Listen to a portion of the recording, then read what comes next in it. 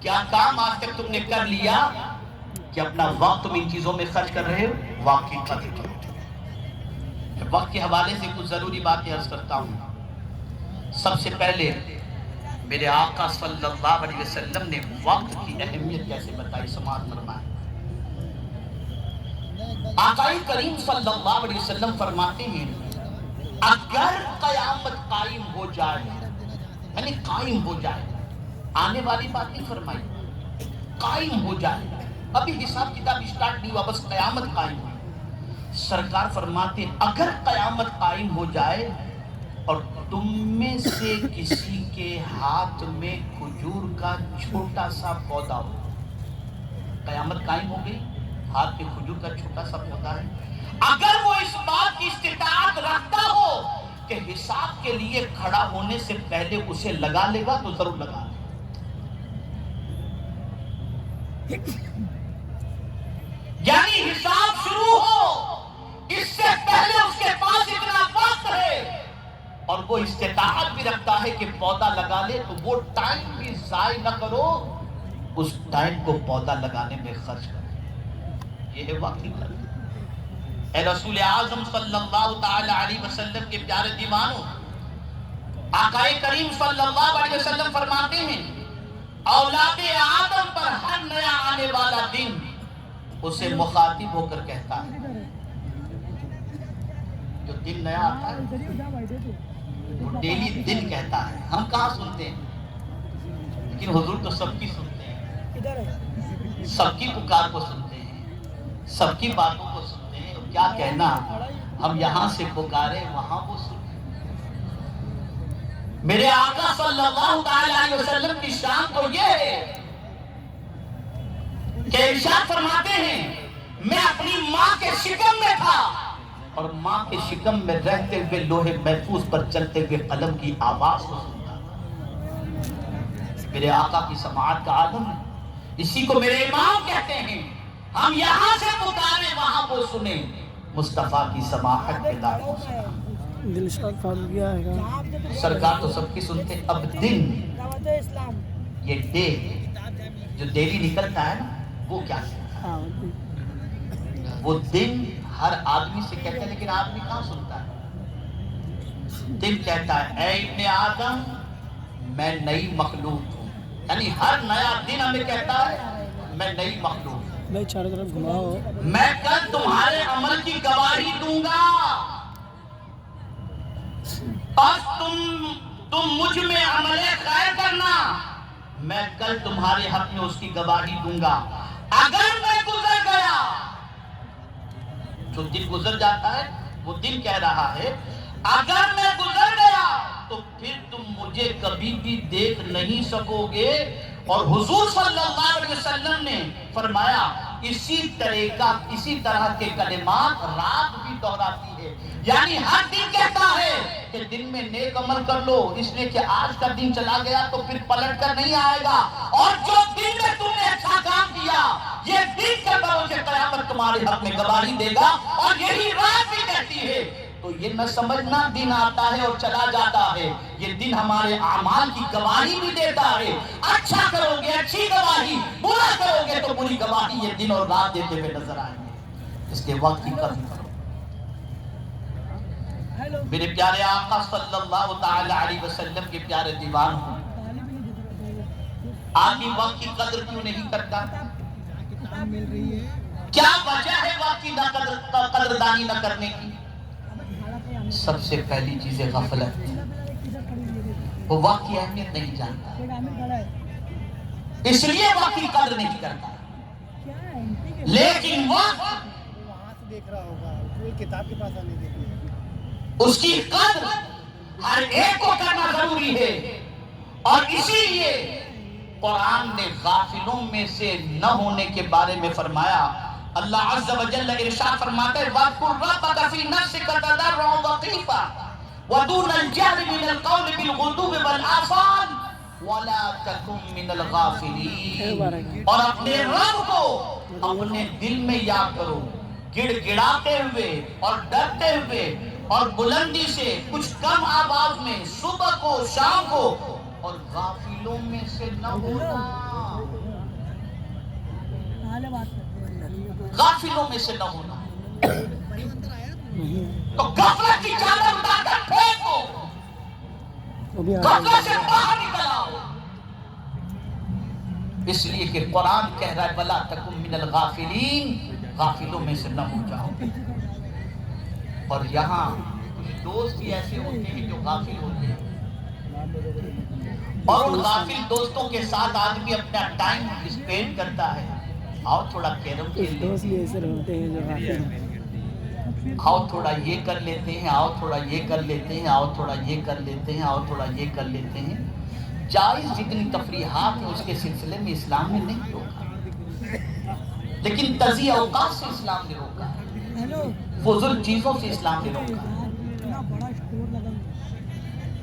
اگر کوئی ایسا دوست ہے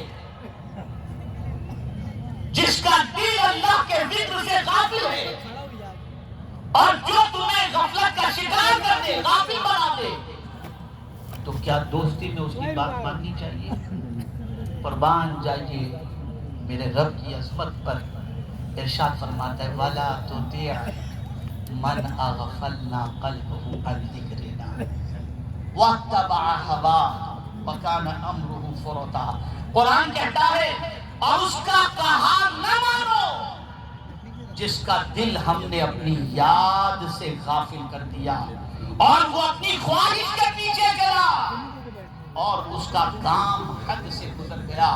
ایسے لوگ جو غافل ہوتے ہیں وہ قرآن کے پیچھے نہیں چلتے، وہ شریعت کے پیچھے نہیں چلتے، وہ فائدے کو نہیں دیکھتے، بلکہ خواہش کے پیچھے پیچھے چل کر وہ اپنی زندگی گزارتے ہیں، حد کراس کر جاتے ہیں۔ قرآن نے کہا ان کی بات قطعی طور پر نہ مانو۔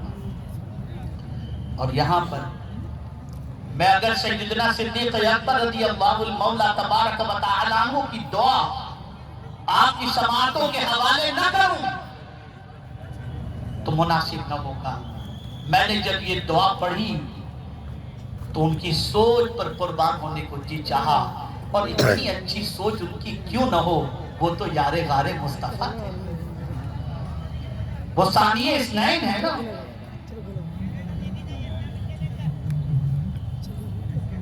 آپ اندازہ لگائیں ان کی دعا کو ذرا سنیں تاکہ محسوس کر سکیں کہ کتنی عظیم دعا ہے ان کی۔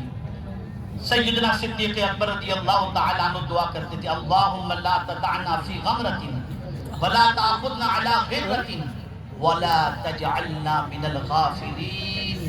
اے اللہ ہمیں سختی میں نہ چھوڑ اور ہمیں غفلت کی حالت میں نہ پکڑ اور ہمیں غافلوں میں نہ بنا۔ یہاں سے یہ بات سمجھ میں آئی کہ جو لوگ غفلت کے شکار ہوتے ہیں وہ اللہ عز و جل کو پسند نہیں، اور مومن کو کبھی بھی غافل نہیں ہونا چاہیے۔ مجھے یہاں پر ایک بڑی پیاری بات حضرت حسن بصری علیہ رحمت و رضوان کی یاد آتی ہے۔ کچھ لوگ اپنے کام میں ٹال مٹول کرتے ہیں، ارے یار سدھر جائیں گے 50 کے بعد سدھر جائیں گے، پھر تو کام ہی کیا ہے 60 کے بعد سدھر جائیں گے، یار ابھی تو جوانی کی زندگی، ابھی کہاں یہ سب ریسٹرکشن اور یہ ساری چیزیں ایجوکیشن اور یہ اور وہ، ابھی تو انجوائے کی لائف ہے، اور آدمی ٹال مٹول کرتا ہے، اور اسی ٹال مٹول کے اندر میں بعد میں سدھر جاؤں گا، حج کر کے آدمی سدھر جاؤں گا، یہ سارا ٹال مٹول۔ قربان جائیے اس پر حضرت حسن بصری علیہ رحمت و رضوان کے قول کی طرف۔ حضرت حسن بصری رضی اللہ تعالیٰ عنہ فرماتے ہیں ٹال مٹول سے بچو۔ غور سے سنیے گا، بڑی پتے کی بات ہے، بڑی پتے کی بات ہے، یہ دل میں بٹھا لو گے تو آج کے بعد ٹال مٹول کی عادت نکل جائے گی۔ فرماتے ہیں ٹال مٹول سے بچو اس لیے کہ تمہارا تعلق آج سے کل سے نہیں، اس لیے کہ تمہیں معلوم ہی نہیں ہے کہ کل تم دیکھ سکو گے کہ نہیں دیکھ سکو گے۔ تو ٹال مٹول نہ کرو، آج ہی سے اپنا کام شروع کرو اور آج ہی سے اپنی زندگی کے اندر تبدیلی پیدا کرو. اگر کام کرنے کے وقت تک نہ پہنچ سکے اور اس سے پہلے روح پرواز کر گئی تو گھبرانے کی بات نہیں. راستے کی نیت آپ نے کر لی تھی، منزل تک پہنچانا میرے رب کے دست کی قدرت ہے. آپ جانتے ہیں ایک حاجی اگر گھر سے نکلا وَمَنْ يَخْرُجْ مِنْ بَيْتِهِ مُهَاجِرًا إِلَى اللَّهِ وَرَسُولِهِ ثُمَّ يُدْرِكُهُ الْمَوْتُ فَقَدْ وَقَعَ أَجْرُهُ عَلَى اللَّهِ. کوئی حاجی گھر سے نکلا، احرام پہن کر نکلا یا نیت کر کے نکلا، ابھی مکہ نہیں پہنچا، موت واقع ہو گئی. معلوم نہ تھا موت واقع ہو گئی تو جانتے ہو جاتا، توجہ چاہوں گا، پہنچ جاتا، حج کرتا، ایک حج لکھا جاتا، لیکن نکلا اللہ کی راہ میں اور مر گیا، موت آ گئی تو مولا ہر سال اس کے نام اعمال میں حج کا ثواب کہ بندے تم میری طرف آنے کا ارادہ تو کر لیا تھا، تم نے ٹال مٹول تو نہیں کی، تیرا کام جتنا تھا تو کر، باقی میرا کام میں کروں. تو ٹال مٹول نہ کرو، آج سے بدل جاؤ. یہاں سے جانے کے بعد اپنے ٹائم کے بارے میں احتساب کرو کہ کوئی بھی وقت تمہارا ضائع تم انشاءاللہ نہیں کرو. میرے پیارے آقا صلی اللہ تعالی علیہ وسلم کے پیارے دیوان،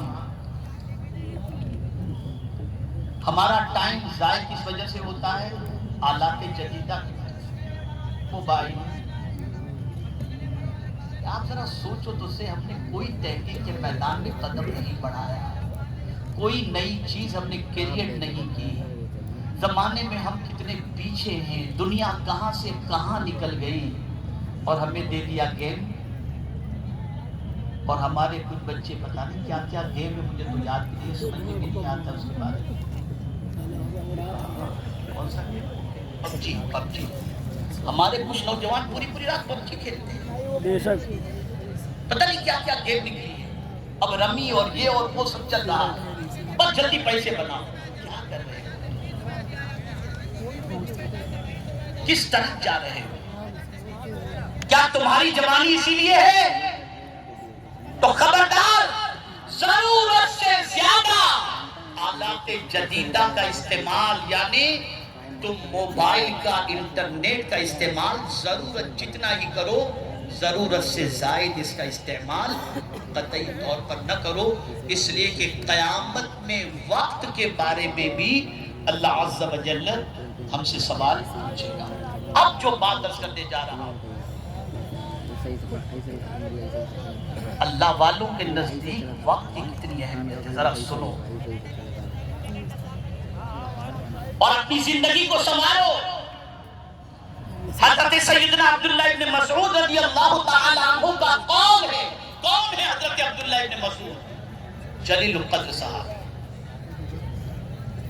جب کوفہ والوں نے حضرت عبداللہ ابن مسعود کو سیدنا فاروق اعظم سے طلب کیا اور کہا کہ ہمیں عبداللہ ابن مسعود دے دو، تو فاروق اعظم نے فرمایا میں تو اپنے یہاں اتنی ضرورت زیادہ محسوس کرتا ہوں، لیکن اپنی ضرورت پر تمہاری ضرورت کو فوقیت دیتا ہوں، لے جاؤ عبداللہ ابن مسعود.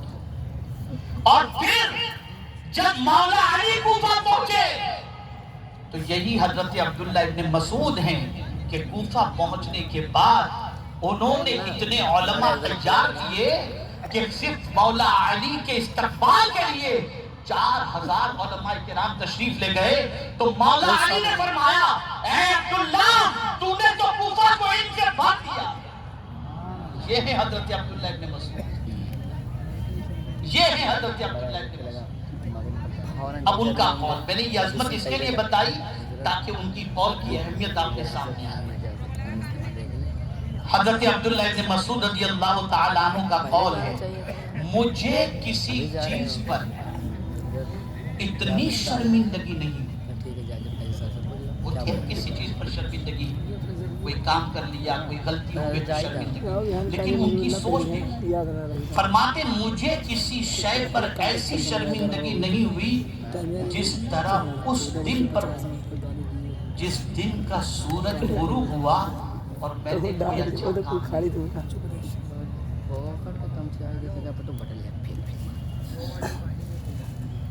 یعنی نیا سورج غروب ہو رہا ہے اور اس دن اگر میرے کام کے اندر کوئی اضافہ نہیں ہوا اور میں نے کوئی کام نہیں کیا تو مجھے سب سے زیادہ اس بات پر افسردگی ہوگی اور شرمندگی ہوگی کہ آج کا دن ایسے ہی گزر گیا اور میں نے کوئی کام نہیں کیا. آپ ذرا سوچو, یہ ان کے نزدیک وقت ہے. حضرت عمر بن عبدالعزیز رضی اللہ تعالیٰ عنہ کا قول ہے, رات اور دن تجھ میں عمل کرتے ہیں تو ان میں کام کیا کر. میرے پیارے آقا صلی اللہ تعالی علیہ وسلم کے پیارے دیوانوں, بہت تفصیلی موضوع ہے اور اس پر مزید سیر حاصل گفتگو ہو سکتی ہے, لیکن میں اب اس طرف جانے کی بجائے اپنی گفتگو کو سمیٹتے ہوئے تھوڑا سا آپ کو مایوسی سے نکالنے کی کوشش. آپ سوچیں گے آج